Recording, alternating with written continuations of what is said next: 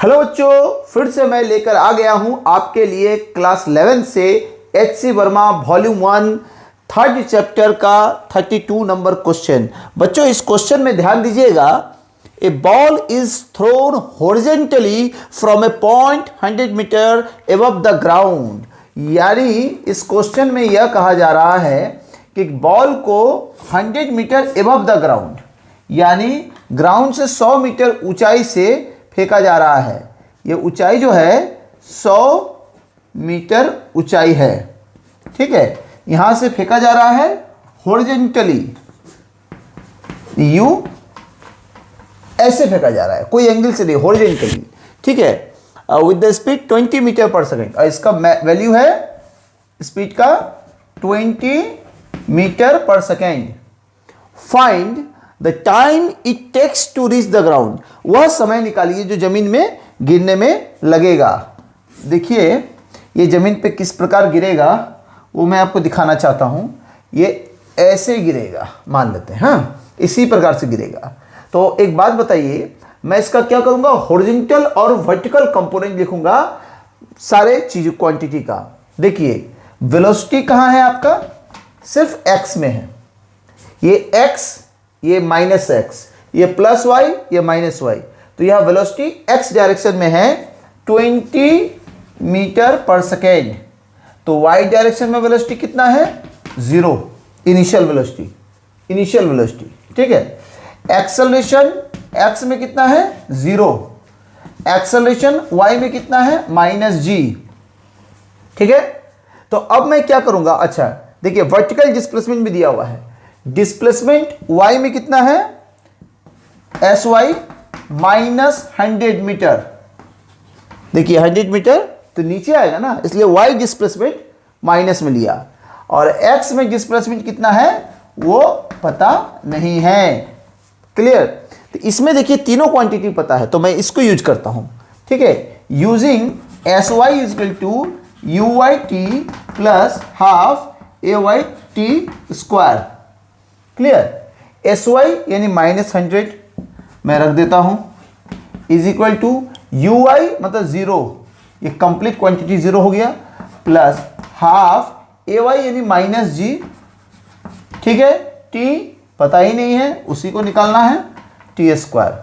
अब ध्यान दीजिएगा तो क्या हो जाएगा, -100 equal to -g/2 t square, clear. अगर g को मैं 10 ले लेता हूं तो ये 10 से एक, पहले तो ये 0 से माइनस कैंसिल कर दीजिए और ये 10 जा 100 हो जाएगा, क्लियर। तो अगर g को मैं 10 लेता हूं तो ये 10 जा 100 यानी इधर 10 रह गया, इधर रहा 1/2 t स्क्वायर। तो t स्क्वायर इक्वल टू 20 हो गया। यहां से आपको हमें मिल गया t स्क्वायर इक्वल टू 20। तो t इक्वल टू क्या हो गया, √20। देयरफॉर t इक्वल टू √20 यानी √20 सेकेंड में यह बॉल नीचे गिर जाएगा, ठीक है। अब पूछा जा रहा है, अब √20 सेकेंड निकालना चाहते हैं तो भी मैं निकाल देता हूं।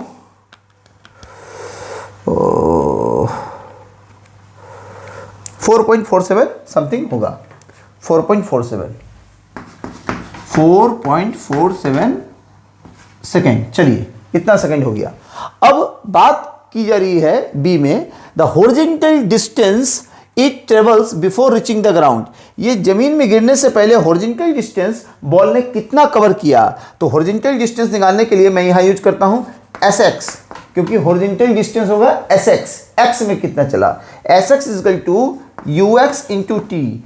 अब ux इंटू टी क्यों किए, क्योंकि एक्सेलरेशन 0 है तो मोशन यूनिफॉर्म है x डायरेक्शन में, तो यूनिफॉर्म मोशन का इक्वेशन होता है s इक्वल टू ut।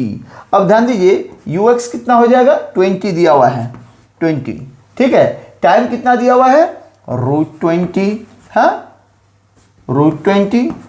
अगर पूरा वैल्यू निकालना चाहें हम लोग तो √20 का वैल्यू आपको पता ही है, उसको आप 20 से मल्टीप्लाई कर दीजिए तो आ जाएगा 89.44 मीटर, यानी 89.44 मीटर। चलिए 89.44 मीटर आ गया आपको, क्लियर। एस एक्स आ गया, तो हॉरिजॉन्टल डिस्टेंस कितना ट्रेवल किया वो भी निकाल लिए। अब पता करना है the velocity with which it strikes the ground, किस वेलोसिटी से जमीन में टकरा रहा है। पहले पूरे बातों को नोट कर लीजिए, फिर हम लोग इसको मिटाना पड़ेगा, तब जाके उस आगे सी को बनाएंगे।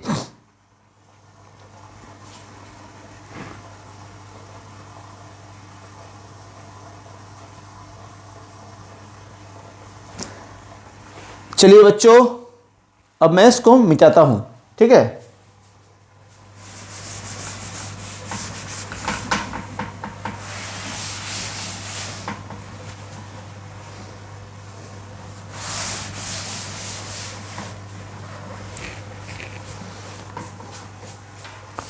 अब मुझे निकालना है वह वेलोसिटी। अब एक काम करता हूँ, इसको भी मिटा देता हूँ और ये एस एक्स का वैल्यू यहाँ पे लिख देता हूँ 89.44।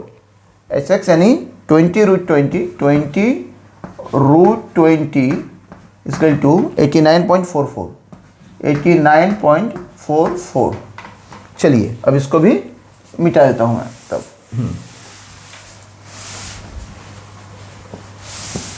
अब यहाँ पर पूछा जा रहा है कि जो वेलोसिटी से टकराया, इस वेलोसिटी से जो टकराया मान लेते हैं v, ठीक है। ये v कितना हुआ, तो ये देखिए v जो टकराया इसका एक v का y कंपोनेंट होगा, एक v का x कंपोनेंट होगा। यानी हमको v का x और y कंपोनेंट पहले निकालना पड़ेगा। तो मैं vx निकालता हूँ। vx बराबर क्या होगा, ux प्लस axt, ठीक है। अब देखिए ax तो 0 है, तो ux 20 है, तो vx इक्वल टू हो जाएगा सीधे 20, ठीक है, vx। अब vy निकालना है, तो मैं vy निकाल लेता हूं यहां से। vy इक्वल टू क्या होगा, uy प्लस ayt। uy कितना है, 0, कुछ है ही नहीं। ay कितना है, -g, तो इसको मैं लिख सकता हूं -g और t का वैल्यू है √20। क्लियर, ये नेगेटिव में आ गया। तो v निकलेगा कितना, vx और vy पता हो गया, तो v आ जाएगा आपका, v जो होगा √vx का स्क्वायर प्लस vy का स्क्वायर। ये अगर समझ में नहीं आ रहा है तो जाइए स्ट्रिंग फिजिक्स क्लास के यूट्यूब चैनल से वेक्टर का वीडियो देखिए। वेक्टर में मैंने समझाया है कि दो परपेंडिकुलर वेक्टर का रिजल्टेंट निकाला जाता है √r x square plus r y square, यानी यहां पर हुआ v x square plus v y square, ठीक है। नोट कीजिए, चीजों को मिटाना पड़ेगा। मैं थोड़ा क्वेश्चन को मिटा देता हूं तो जगह मिल जाएगा मुझे।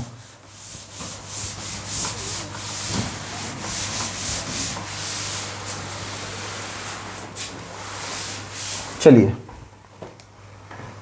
अब ध्यान दीजिए, v equal to √vx square, vx यानी 20 का स्क्वायर, 20 का स्क्वायर प्लस vy स्क्वायर।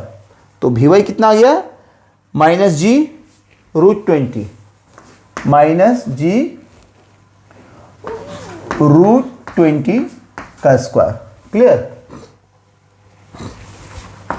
तो ये क्या हो जाएगा, ये 20 स्क्वायर, ये माइनस का स्क्वायर प्लस हो जाएगा जी स्क्वायर इंटू 20, क्लियर, जी स्क्वायर इंटू 20। और जी कितना होगा 10, 10 का स्क्वायर 100, ठीक है, 10 का स्क्वायर कितना हो गया 100। तो मैं लिख सकता हूँ इसको √20 स्क्वायर प्लस 100 हो गया 100 इंटू 20।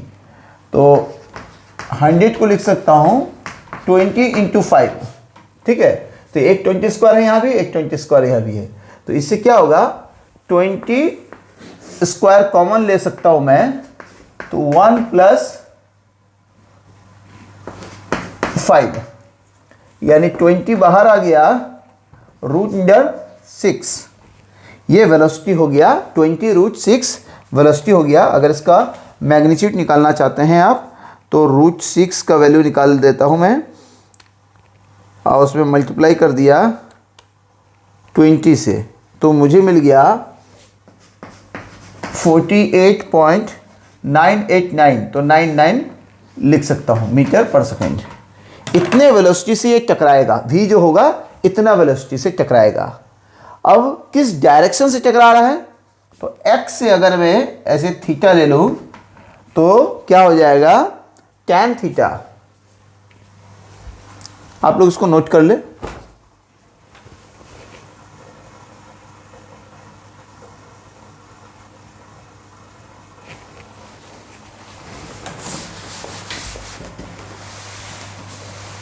तो tan थीटा मुझे निकालना है, तो ये tan थीटा क्या हो जाएगा,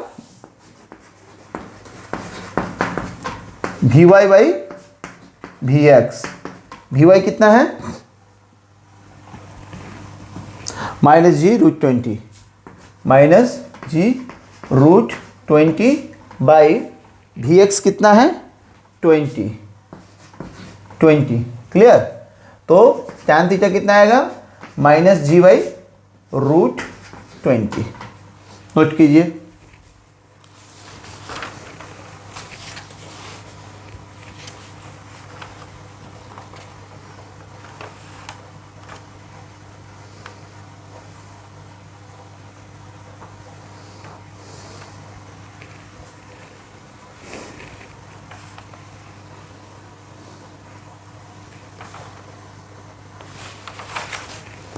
ठीक है, चलिए tan थीटा कितना आ गया, -g/√20। अब ध्यान दीजिए, अब इसको आप बिना साइंटिफिक कैलकुलेटर से इसका एंगल नहीं निकाल सकते हैं, यह ऑलमोस्ट 66 डिग्री आ जाएगा। ठीक है, तो इसको यहीं तक छोड़ दीजिए, इसके आगे सॉल्व करने की कोई जरूरत नहीं है, क्योंकि इसके बाद आप इसको साइंटिफिक कैलकुलेटर की मदद से सॉल्व करेंगे।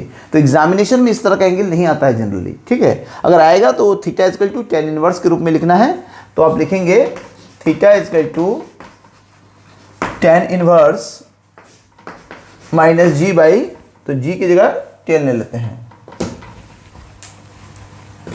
10/√20।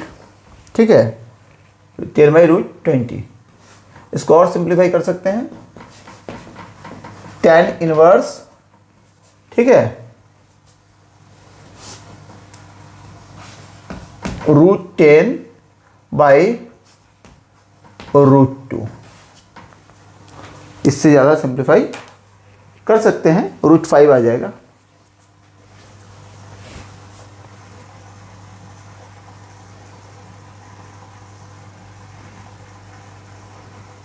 क्लियर। तो एंगल ये मिल गया, तो आपको डायरेक्शन भी निकालना था और मैग्नीट्यूड भी निकालना था। यहाँ पर ध्यान देंगे, माइनस असाइन करना था, माइनस असाइन कर दीजिएगा, जगह कम था इसलिए नहीं लिख पा रहा हूँ।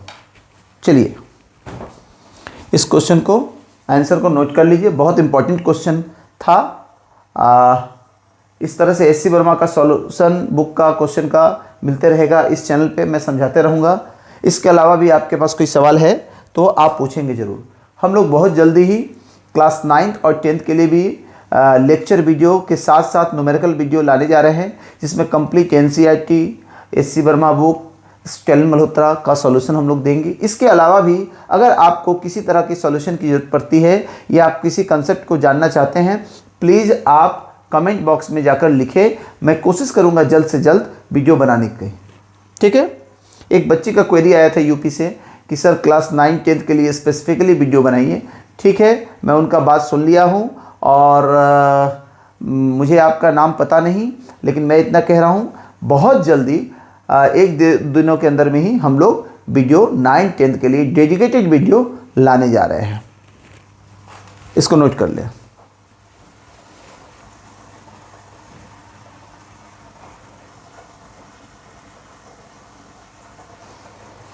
चलिए वीडियो को रोक के भी आप नोट कर सकते हैं।